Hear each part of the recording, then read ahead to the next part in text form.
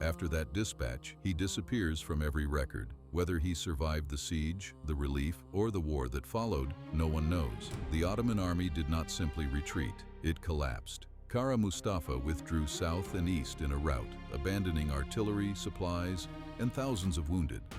The Habsburg forces and their allies pursued, winning further engagements at Parkany in October 1683, continuing a campaign that would push the Ottomans steadily back across Hungary over the following years.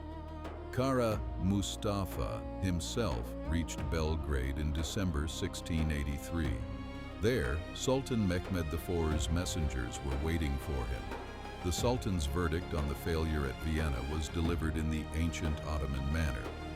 A silken cord, carried by the Sultan's representatives, which the condemned man was expected to accept with composure. According to accounts cited by historian Andrew Wheatcroft, Kara Mustafa met his executioners with a kind of grim dignity, adjusting his own collar before the cord was placed. He was strangled on December 25, 1683. His head was sent back to Constantinople in a velvet bag. The consequences of Vienna's survival echoed for centuries.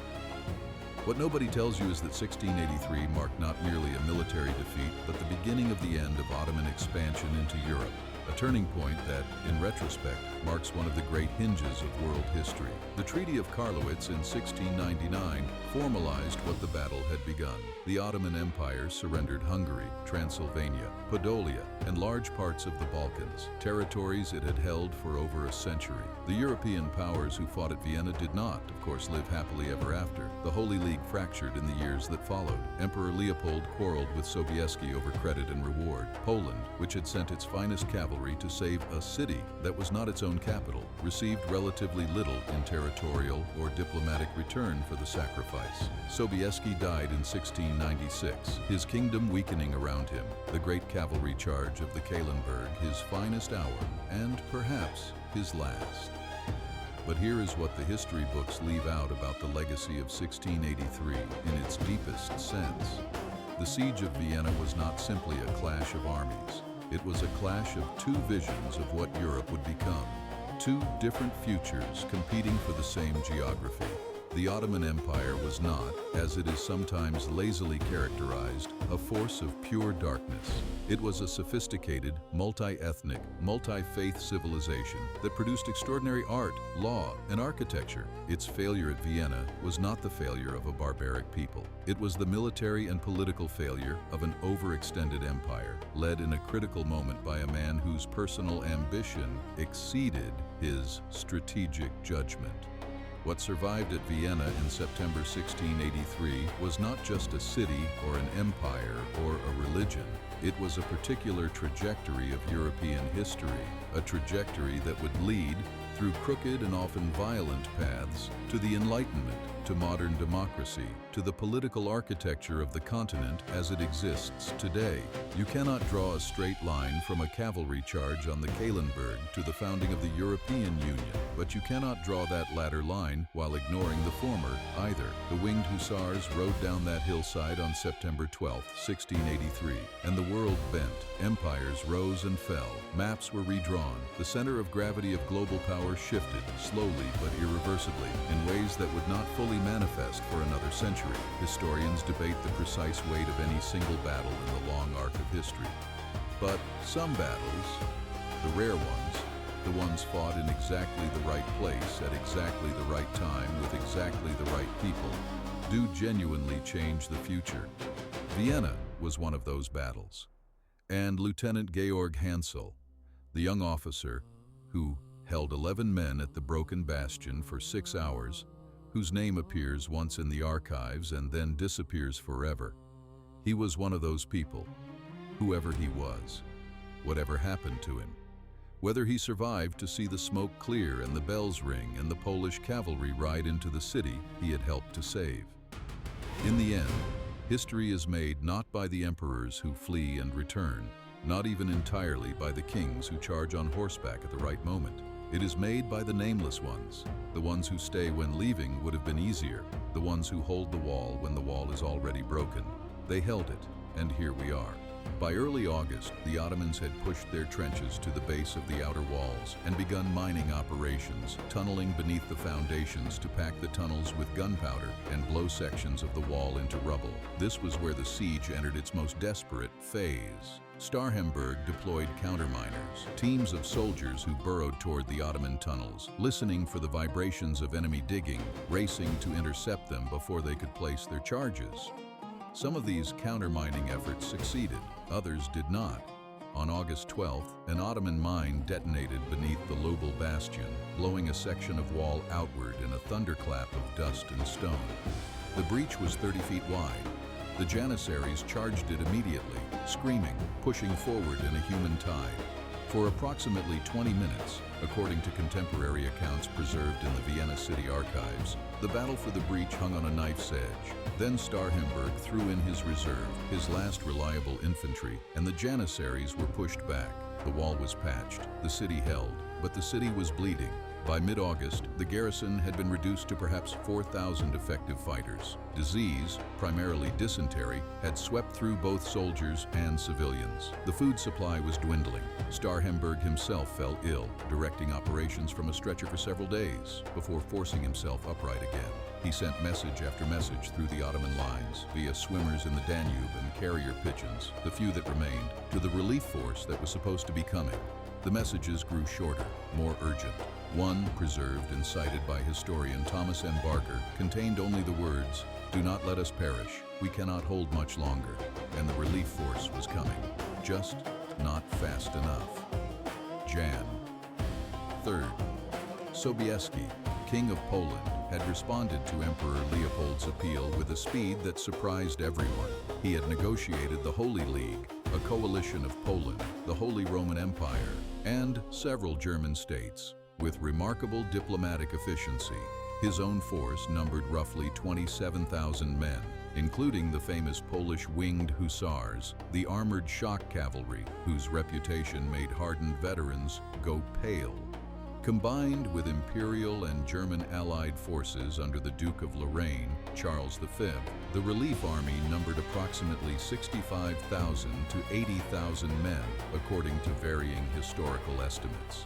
They gathered at Tulln on the Danube in early September, crossing the river and ascending the Kahlenberg Ridge overlooking Vienna. On the night of September 11, 1683, signal fires were lit on the ridge. Down in the beleaguered city, Starhemberg's men saw the flames and understood what they meant. After 60 days of blood and hunger and dying, help was here. Imagine you are in that city. You see the fires. You have not slept properly in 2 months. The walls around you are crumbling. Half the men you trained with are dead.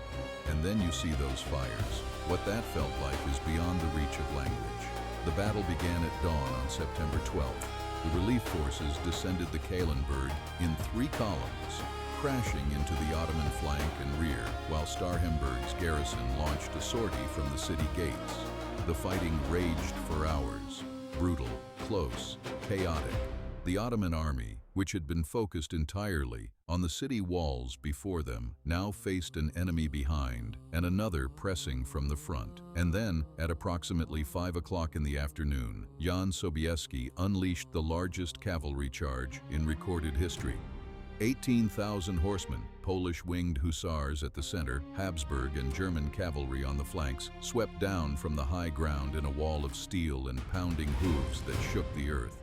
The hussars hit the Ottoman center like a battering ram. The sound, according to witnesses, could be heard for miles. The Ottoman army broke, not retreated, broke.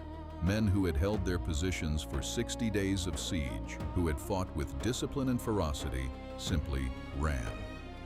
Kara Mustafa's personal command tent, his silken pavilion, his legendary tent city, filled with treasures he had accumulated for his own personal prize, was abandoned where it stood. By nightfall, Vienna was saved, but the story was far from over.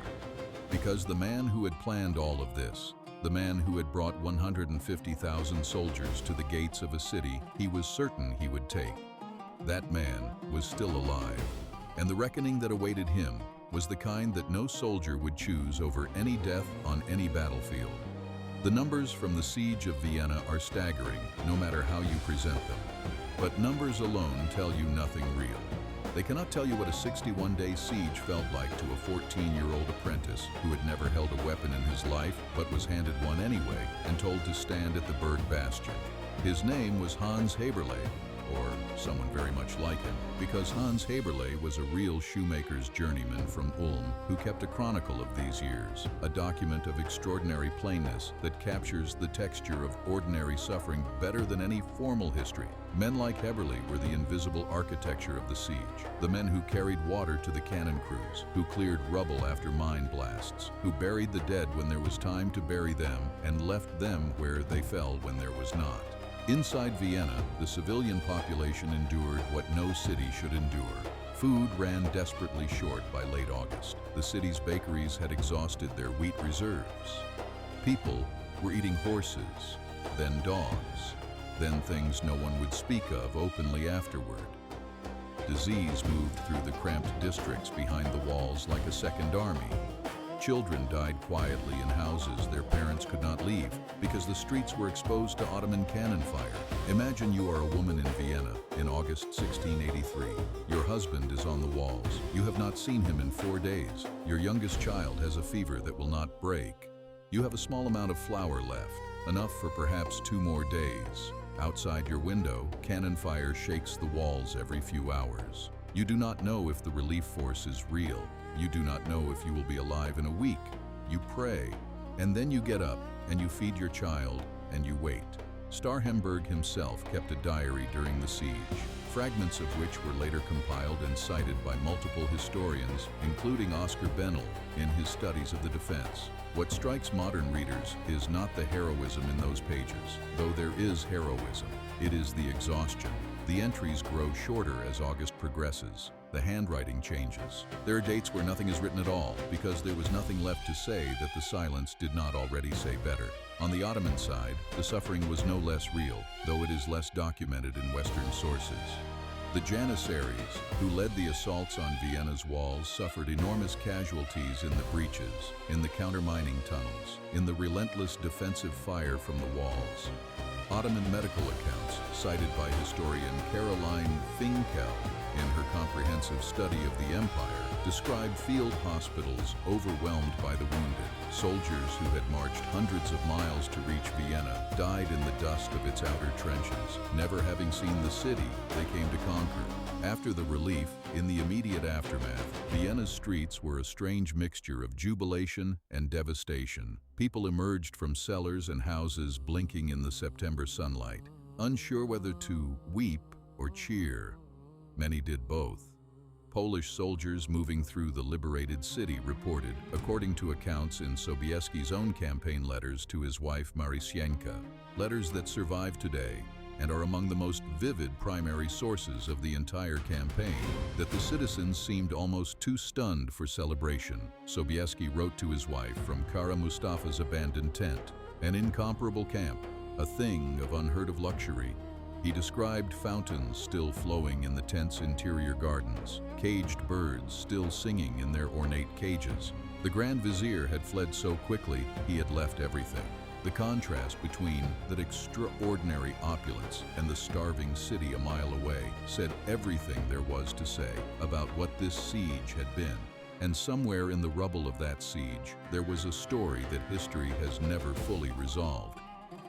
A young officer of the Vienna garrison who, according to a single dispatch in the Imperial War Archives, had held a section of the collapsed Berg Bastion for 6 hours with 11 men, refusing to yield the position, even as the Ottoman assault pressed in from 3 sides. His name was recorded once in that single dispatch, Lieutenant Georg Hansel. They had more soldiers, better weapons, more money, and they stood at the gates of the most strategically vital city in all of Europe, with nothing between them and total domination of the continent. The question is not why they came. The question, the one that will haunt every minute of this story, is why, against every conceivable odd, they failed. To understand what happened at Vienna in the summer of 1683, you first have to understand the world that made it possible, a world balanced on the edge of a knife. A world where two civilizations, each convinced of its divine right to rule, had been circling each other for over 2 centuries, probing for weakness, striking when the moment was ripe, retreating only to gather strength for the next advance. The Ottoman Empire at its height was not merely a state, it was a force of nature, stretching from the gates of Morocco to the borders of Persia, from the Black Sea to the Red Sea. It was the largest and most powerful empire on earth. Its armies had shattered the Byzantine Empire in 1453, snuffed out the candle of ancient Constantinople, and turned the Hagia Sophia, the crown jewel of Christendom, into a mosque. That was not just a military victory, it was a theological earthquake, and Christian Europe had never quite recovered from the tremor. By the second half of the 17th century, the Ottoman Empire was ruled by Sultan Mehmed Dayapur, a man more interested in hunting than governance, who delegated the actual machinery of empire to his grand viziers. And it was one grand vizier in particular, Kara Mustafa Pasha, who would set the entire world on fire.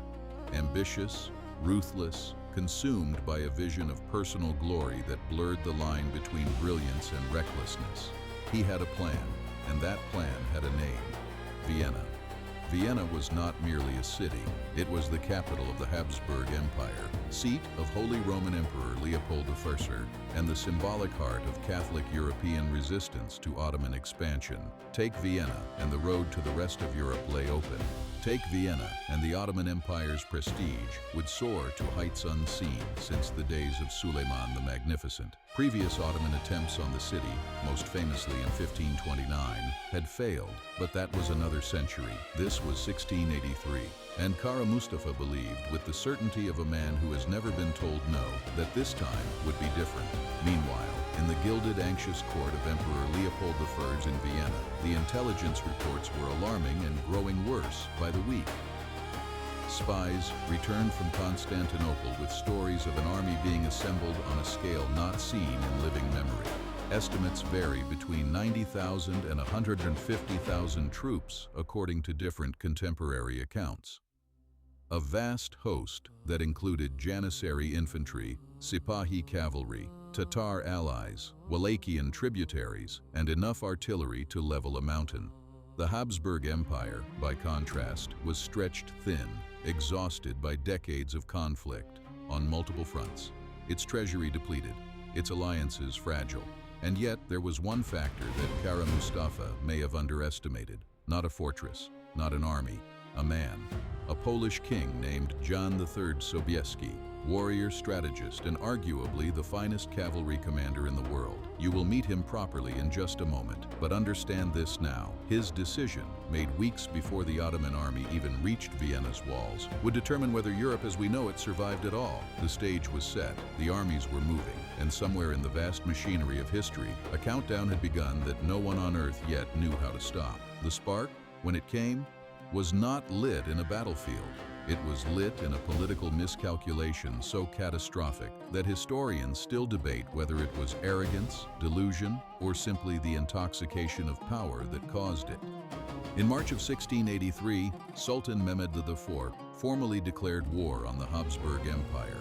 The pretext was a border dispute, a grievance about Hungarian territories, and the treatment of Ottoman-aligned Hungarian nobleman Imre Thököly, who had been waging his own rebellion against Habsburg rule, and who now threw his support enthusiastically behind the Ottoman advance.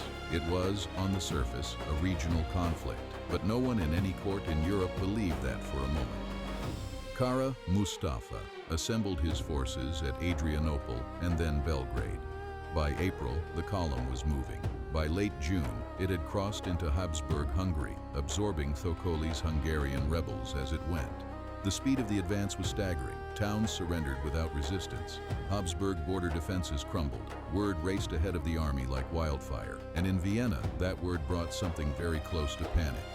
Emperor Leopold I made his decision on July 7, 1683.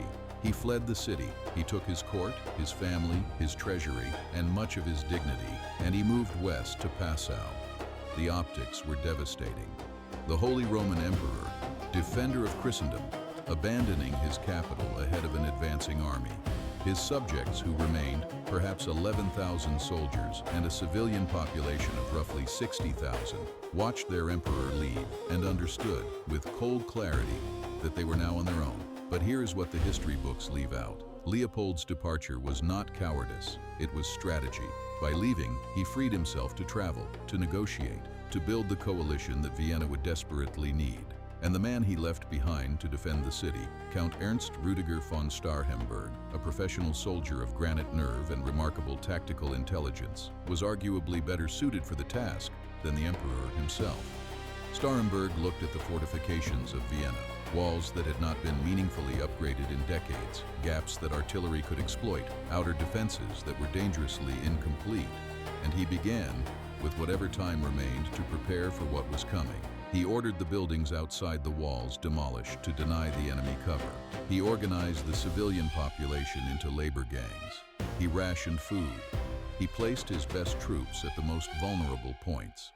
On July 14, 1683, the Ottoman vanguard appeared on the hills overlooking Vienna, and then the full army crested the horizon behind them, an ocean of men, horses, tents, and guns, stretching as far as the eye could see.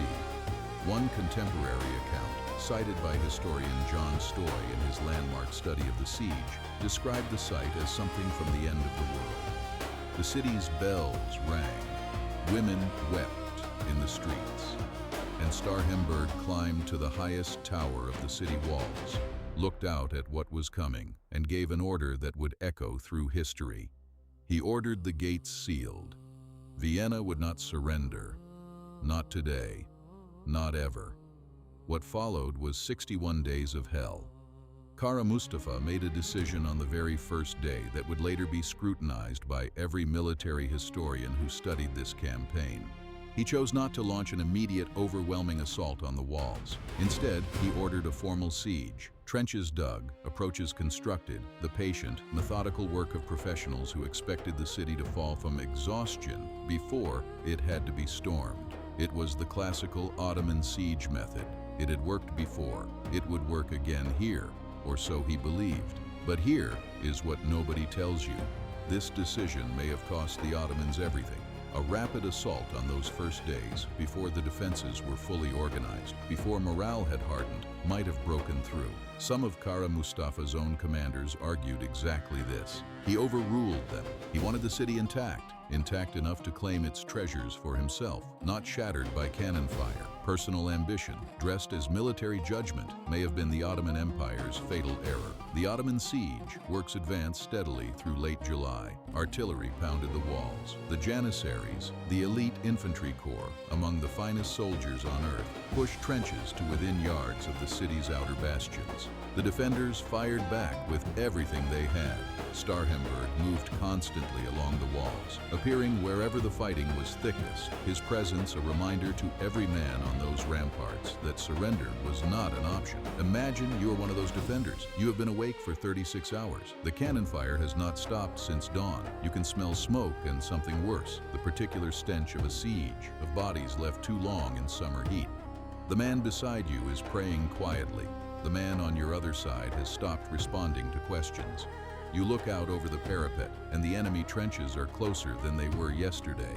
You wonder if they are close enough to hear you breathe. Then the order comes to hold the line, and you hold it.